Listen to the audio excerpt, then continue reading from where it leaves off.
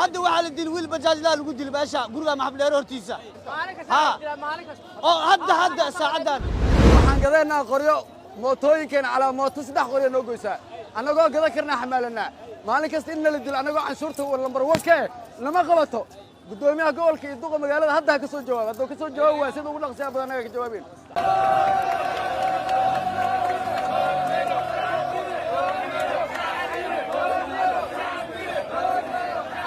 waxaan ka codsanaa madaxweyne xashi maxamuud inuu noogu yimaado si degdeg noogu yimaado afartii hay'ado waddanka ugu sarreyso waa madaxweynaha ra'iisul wasaaraha gudoomiyaha baarlamaanka iyo gudoomiyaha gobolka banaadir waa inay si degdeg noogu yimaadiin haddaan noogu imaaninna uqsim billaahi uqsim bidiini maxamed wax alla waxaa tiri karnuu samayn karnaa sameeynaa waraamaan daa'iman shalana la dilay habeenodhan la dilay haddaana la dilay yaa u shaqeynaa canshuuraan bixiyaa askarka waxa dilaya mushaarkiisa bixiyaa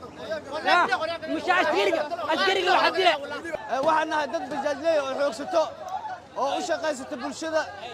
nahay cashuur nagala qaado amni aan haysan maal walba nala dilo dawladdan aanan difaacin marka anaka xaquuq maba ku leeyahay dad dalka u dhistan maba nihinbo oo maal walba xaquuqa nagala qaataa cashuura nagala qaataa leesinaan goosanay ilaahay kuma diraaday wax waliba dhiibnaa amni kuma haysan liif qori nagu dhufto mid xoog nagu raaco mid xabad madax nooga dhufto waxaan ka codsanaynaa golaha amniga wasaaradda amniga inay difaac la geliso naga difaacan cadow hadda waxaa la dili wiil bajaajlaa lagu dili meesha guriga maxableero hortiisa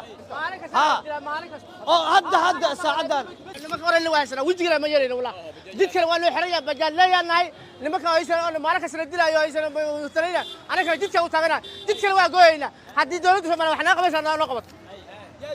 waxaa dilay niman ciidan oo libisaa dilay موتدي ما وضي عسكري اللي كدري ما هو دين أو دعي أو خوت موتدي أو موتدي لا بحسي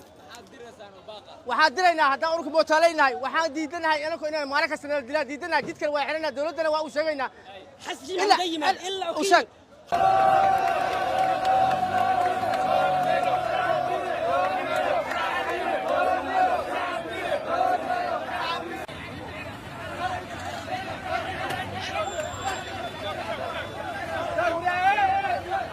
عليو هذا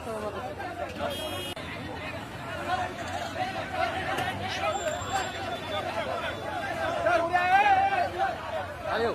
هذا